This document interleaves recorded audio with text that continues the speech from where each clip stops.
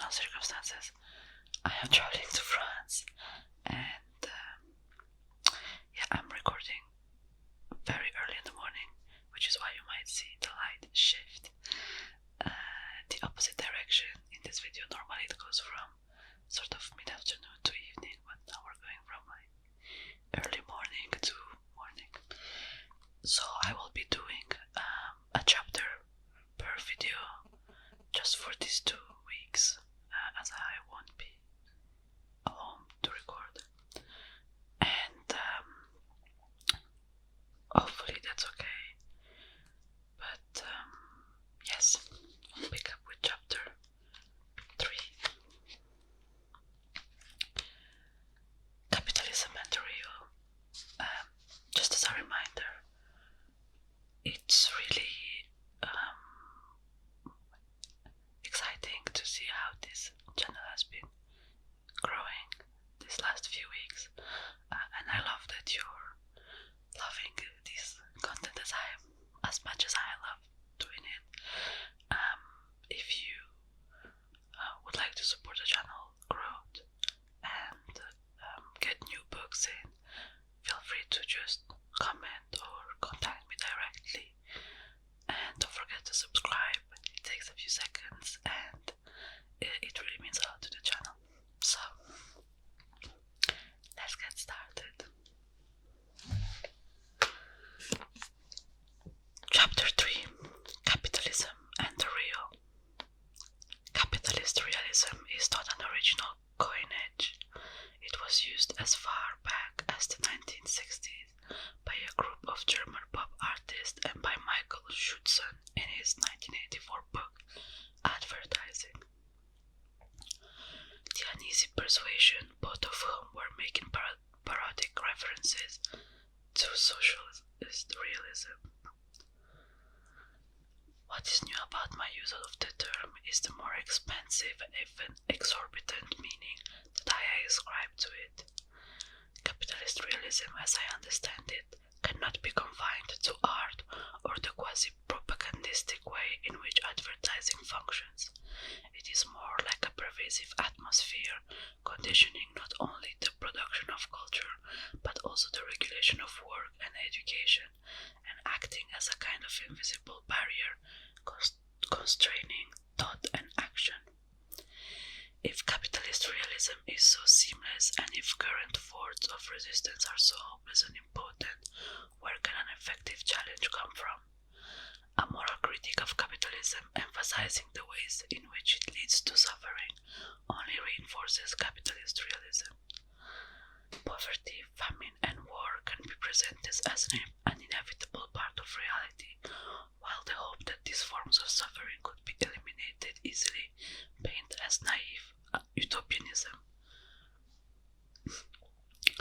Capitalist realism can only be threatened if it is shown to be in some way inconsistent or untenable, if, that is to say, capitalism ostensible realism turns out to be nothing of the sort. Needless to say, what counts as realistic, what seems possible at any point in the social field, is defined by a series of political determinations. An ideological position can never be really successful until it is naturalized, and it cannot be naturalized while it is still thought of as value rather than a fact. Accordingly, neoliberalism has sought to eliminate the very category of value in the ethical sense. Over the past 30 years, capitalist realism has successfully installed a business ontology in which it is simply obvious that everything in society, including healthcare and education, should be run as a business. As any number of radical theorists from Brecht through to Foucault and Badiou have mentioned, emancipatory politics must always destroy the appearance of a natural order, must reveal what is presented as necessary and inevitable to be a mere contingency, just as it must make what was previously deemed to be impossible seem attainable. It is worth recalling that what is currently called realistic was itself once impossible. The slew of privatization that took place rise since the 1980s would have been unthinkable only a decade earlier, and the current political economic landscape, with unions in abeyance, utilities and railways denationalized, could scarcely have been imagined in 1975. Conversely, what was once eminently possible is now deemed unrealistic. Modernization, Badiou bitterly observes, is the name for a strict and servile definition of the possible. These reforms invariably aim at making impossible what used to be practicable for the largest number and making profitable for the dominant oligarchy what did not used to be so.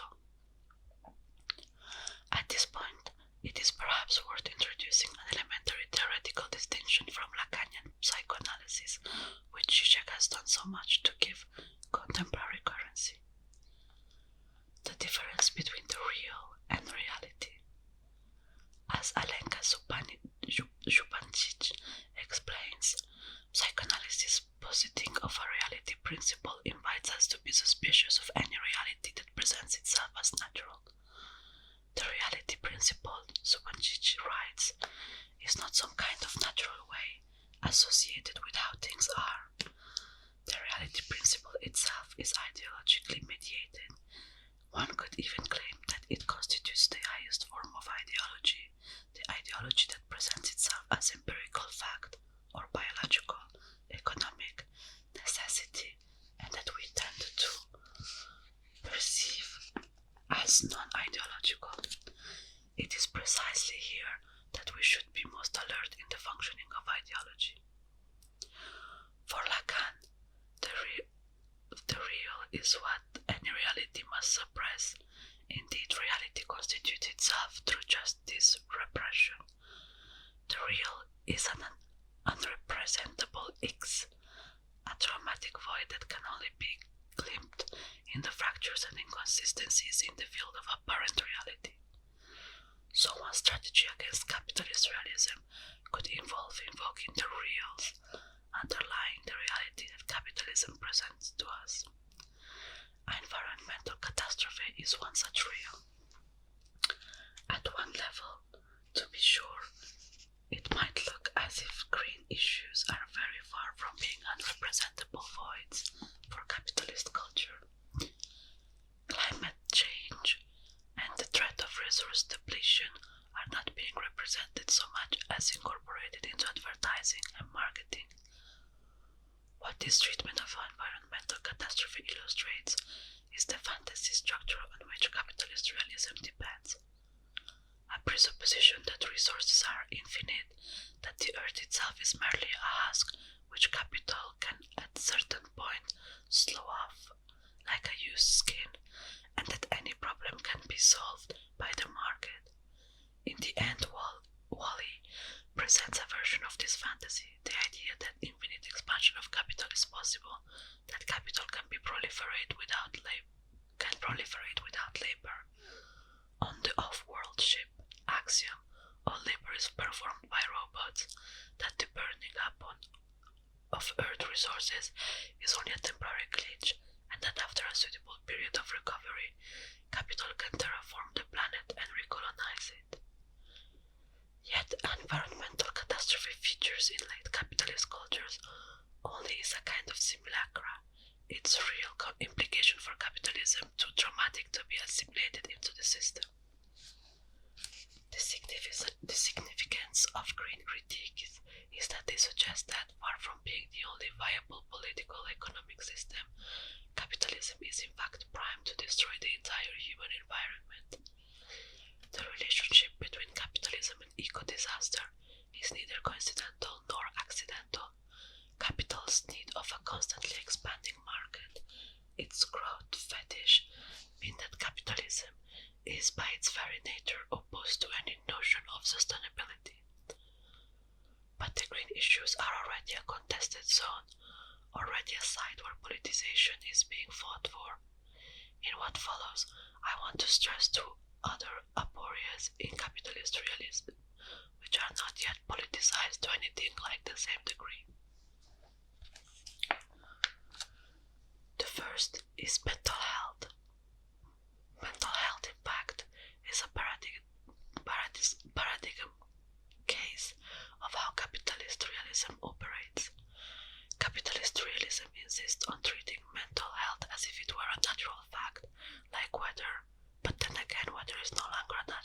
impact so much as a political economic effect.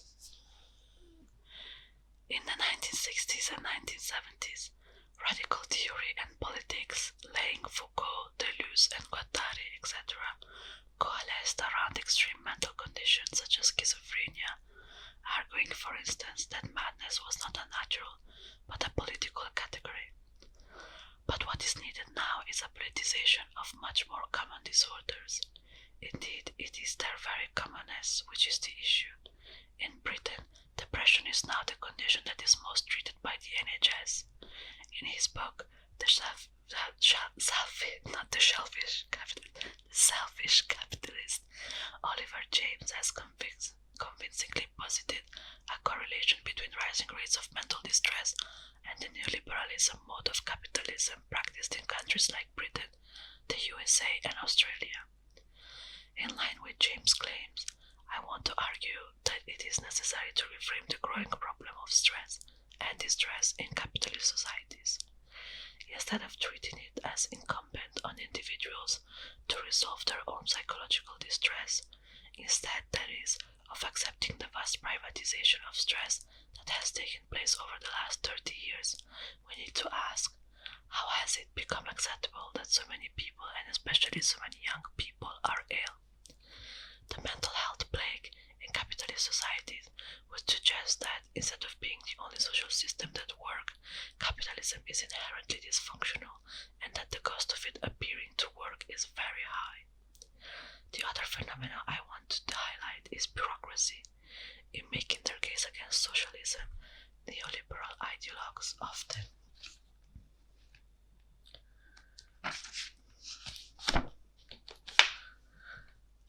excoriated the top-down bureaucracy which supposedly led to institutional sclerosis and inefficiency in command economies. With the triumph of neoliberalism, bureaucracy was supposed to have been made obsolete, a relic of an unlamented Stalinist past. Yet, this is at odds with the experiences of most people working and living in late capitalism, for whom bureaucracy remains very much a part of everyday life. Instead of disappearing, bureaucracy has changed its form, and this new decentralized form has allowed it to proliferate. The persistence of bureaucracy in late capitalism does not itself indicate that capitalism does not work. Rather, what it suggests is that the way in which capitalism does actually work is very different from the pictures presented by capitalist realism. In part, I have chosen to focus on mental health problem and bureaucracy because they both feature heavily in an area of culture which has become increasingly dominated by the imperatives of capitalist realism: education. Through most of the current decade, I worked as a lecturer in a further education college, and in what follows, I will draw extensively on my experiences there. In Britain, further education colleges used to be places which students, often from working class backgrounds, were drawn to if they wanted an alternative to more formal state educational institutions. Ever since further education colleges were removed from local authority control in the early 1990s, they have become subject both to market pressure and to government-imposed targets. They have been at the vanguard of changes that would be rolled out through the rest of the education system and public services, a kind of lab in which neoliberal reforms of education have been trialed, and as such, they are a perfect place to begin an